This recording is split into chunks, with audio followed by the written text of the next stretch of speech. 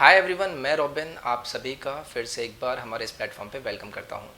तो देखिए, ये जो सेशन है हमारा, ये उन मोस्ट कॉमन क्वेरीज से रिलेट करेगा जो लोग मुझे यूजुअली मैसेज करके पूछते हैं कि सर मैं बिगनर हूँ, मैंने जस्ट अभी अभी अपनी ग्रेजुएशन कंप्लीट करी है, या फिर मैं अपनी ट्वेल्थ जस्ट पास आउट हुआ हूँ और मैं CGL को टारगेट करना चाहता हूँ। दे फील मोटिवेटेड उन लोगों से जो कि टॉप करे हुए हैं एग्ज़ाम को, और इन्हें मन करता है कि मैं भी अपनी सरकारी नौकरी को पाऊँ और अपने आप को एक अच्छे दर्जे पे पहुँचाऊँ। तो जो पहला हमारा मोस्ट कॉमन डाउट होगा अपने इस वीडियो में, इस पार्ट में हम डिस्कस करेंगे क्वांटिटेटिव एप्टीट्यूड से। देखिए, कुछ लोग ऐसे होते हैं जिन्होंने जो मैथमेटिकल बैकग्राउंड से नहीं होते हैं, कुछ लोगों को उतना ज़्यादा आइडिया भी नहीं होता है हमारे रिलेशंस में, या फिर हम किसी ऐसे आदमी से कनेक्ट नहीं कर पाते हैं। बट आज के टाइम में बहुत ईजी है अगर हम यूट्यूब को सही से यूज़ करें। तो इस पार्ट में हम क्विकली अपने पॉइंट्स पे आएंगे और हम यहाँ पर डिस्कस करेंगे क्वांटिटेटिव एप्टीट्यूड को, कि हम क्वांटिटेटिव एप्टीट्यूड को किस तरीके से टैकल कर सकते हैं, किस तरीके से हमें इंपॉर्टेंस देनी चाहिए, क्या हमें स्टार्टिंग में शुरुआत में करना चाहिए, और किस तरीके से हम अपनी इस प्रिपरेशन को आगे ले जा सकते हैं। तो देखिए, यहाँ पर मैं सबसे पहले एज एन एग्जाम्पल मैं ये मानता हूँ कि मैंने जस्ट अपना ग्रेजुएशन कंप्लीट किया है और अब मैं SSC की तैयारी करना चाहता हूँ, और क्वांटिटेटिव एप्टीट्यूड मेरा सबसे पहला पॉइंट है। तो देखिए, पहला जो आपका स्टेप होता है वो होता है कि SSC के एग्ज़ाम में प्रीलिम्स और मेंस में जो आपका सिलेबस आता है, आपको वो सिलेबस निकालना होता है और उसको नोट डाउन करना होता है एक चार्ट पे। इवन बहुत छोटे छोटे टोपोलॉजी में उसको आपको डिवाइड करके आपको ये देखना होता है कि भाई ये जैसे क्वांटिटेटिव एप्टीट्यूड है, मैं इसको कितने पार्ट में डिवाइड कर सकता हूँ। अगर मैं एवरेज भी देख रहा हूँ तो उसको एवरेज को मैं किस तरीके के क्वेश्चंस में कितने पार्ट्स में मैं उस एवरेज को ही डिवाइड कर सकता हूँ। तो ये आपका सबसे पहला काम होता है, सिलेबस निकालना। मैं सिर्फ और सिर्फ इसमें आपसे बात करूंगा क्वांटिटेटिव एप्टीट्यूड की। तो देखिए, आपको क्या करना है, आपने तैयारी के लिए स्टार्ट कर दिया है। सबसे पहला काम, मैं यहाँ पर आपके साथ बुक्स भी शेयर करूंगा कि अगर आपको बुक्स लेनी है और किस तरीके से आपको वहाँ पर स्टार्ट करना है। तो क्वांटिटेटिव एप्टीट्यूड पर आपने क्या किया, आपने सिलेबस निकाल लिया, आपने उसको अच्छे से नोट डाउन कर लिया, आपको पता है कि आपको पढ़ना क्या है, किस किस तरीके के आपके टॉपिक्स आते हैं। एक मिनट, मैं अपना फ़ोन बंद कर देता हूँ।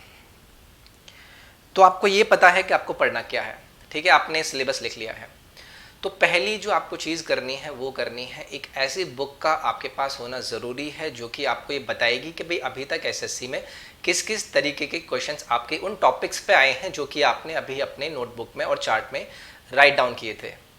अब आपको क्या करना है, उसके लिए आपको पहली बुक खरीदनी है किरण पब्लिकेशन की PYQs, जो कि SSC के अंदर जितने भी अभी तक के क्वेश्चंस आए हैं उनसे भरी हुई है।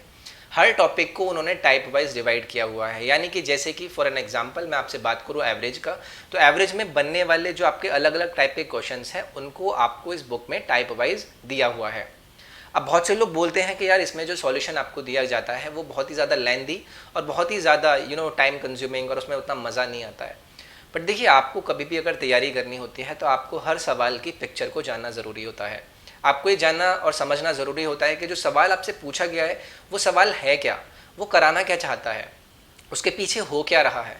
अगर मैं आपसे पॉपुलेशन कंट्रोल या फिर पॉपुलेशन कैलकुलेशन उसकी बात करूंगा, तो आपको पॉपुलेशन इंक्रीज या डिक्रीज परसेंटेज किस तरीके से काम करता है, तो उसके लिए आपको बेसिक बेसिक चीज़ें पता होनी चाहिए।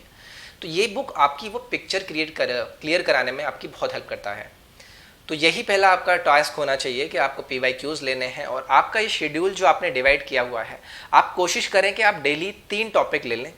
फॉर एन एग्जाम्पल के तौर पे मैं आपको बताता हूँ, आपने एवरेज ले लिया, आप परसेंटेज ले लीजिए, और आप एक एडवांस का कोई टॉपिक उठा लीजिए, जैसे कि आप ज्योमेट्री, अलजेब्रा, आप इनमें से कुछ उठा लीजिए, और कोशिश करिए कि इन तीनों पे से आप 25-25 क्वेश्चंस तीनों ही पार्ट से करें, और अपने इस फ्लो को डेली कंटिन्यू रखें। ये आपका पहला जो टास्क होता है जिसमें आप कुछ लर्न कर रहे हैं। इसके साथ साथ जैसे जैसे आप अपनी इस लर्निंग को आगे लेकर जाते हैं, आपको क्या करना है, आपको पता है बहुत सारे ऐसे एप्लीकेशंस हैं जो कि आपको क्विक क्विजेस प्रोवाइड कराते हैं। उन प्लेटफॉर्म को जाकर आप उन्हें ज्वाइन करिए, उनके जो आपको स्पीड टेस्ट आते हैं उन्हें आप अप्रोच कीजिए। और अगर आपको कोई भी डाउट आता है ना, तो आप मेरे इंस्टाग्राम पर जाकर मुझे ज़रूर मैसेज करें। मैं वहाँ पर बहुत सारे स्टूडेंट्स के डाउट्स क्लियर करता हूँ, मतलब क्वेश्चंस को सॉल्व नहीं करता हूँ, मैं उनको बताता हूँ कि उनको प्रिपरेशन किस तरीके से करनी है। तो आपको क्या करना है, आपको इस तरीके से अपने उन सेक्शंस को डिवाइड करना है, और किरण को आप फॉलो कीजिए। आप 2 बार जब तक उस बुक को नहीं कंप्लीट करते हैं तब तक आप उस तरीके पर नहीं जाएंगे कि जहां पर आपको टिप्स और ट्रिक्स आजकल बताई जाती हैं। आप यूट्यूब चैनल जो भी फॉलो कर रहे हैं, मैं किरण के खुद जो आपको सॉल्यूशन करा रहा हूँ, मैं वहाँ पर उस बुक से सॉल्यूशन नहीं लेता हूँ, मैं कोशिश कराता हूँ कि आपको उस क्वेश्चन को क्विकली किस तरीके से सॉल्व करना है, उस पर मैं वहाँ पर जोर देता हूँ। तो आप मेरे प्लेटफॉर्म को ज्वाइन करके वहाँ पर उस सीरीज़ को कम्प्लीटली फॉलो कीजिए कि भाई किस तरीके से हम उन क्वेश्चंस को क्लियर कर रहे हैं, किस तरीके से हमारी अप्रोच बनी हुई है, ये हम जानने की कोशिश करें। तो ये हमारे स्टेप्स रहेंगे जिस पर हमने अपना सिलेबस निकाला, क्वांटिटेटिव एप्टीट्यूड की हमने PYQs बुक ले ली, उस पर हमने 3 सेक्शन पे 25 क्वेश्चंस लिए। मैंने 25 यानी कि 75 क्वेश्चन पर डे इसलिए लिए हैं क्योंकि आपको बाकी के सब्जेक्ट्स भी वहाँ पर हैंडल करने होते हैं। ठीक है, तो ये आपका पहला जो टास्क होना चाहिए वो इस तरीके से होना चाहिए और इसी बेस पर आप फॉलो करते चलिए। अब ये नहीं करना है आपको कि आपको 25 क्वेश्चंस लिख कर ही करने हैं। मैं हमेशा बोलता हूँ कि लिख कर, हर चीज़ को लिख कर वो करने की ज़रूरत नहीं होती है यार। ठीक है, कोशिश कीजिए कि कैलकुलेशन आप अपने दिमाग में करें, अगर ज़रूरत है तो तब आप लिख कर कोशिश कीजिए। और जब आपको इतना बड़ा पैकेज क्वेश्चंस बैंक आपको यहाँ पर मिल जाता है इस बुक में, तो आपको क्या लगता है, आपको लगता है कि अरे यार ये वाला क्वेश्चन तो ऐसे हो जाएगा, फिर आप नंबर से फैमिलियर होने लगते हैं, वही नंबर आपको मॉक टेस्ट में देखने लगते हैं, वही नंबर्स आपको स्पीड टेस्ट में देखने लगते हैं और वही नंबर्स आपको फिर एग्जाम में दिखते हैं। और जहाँ पर आपको वो नंबर दिखते हैं, आपको पता है ये नंबर का ऊपर नीचे हमें कैसे करना है, वो आपके बेसिक्स क्लियर कर चुके होते हैं और फिर आप देखते हैं कि आपका मार्क्स वहाँ पर इंप्रूव होता है। तो ये छोटी सी वीडियो थी जहाँ पर मैंने आपको सिर्फ क्वांटिटेटिव एप्टीट्यूड से शुरुआत हम कैसे करें एज अ बिगनर।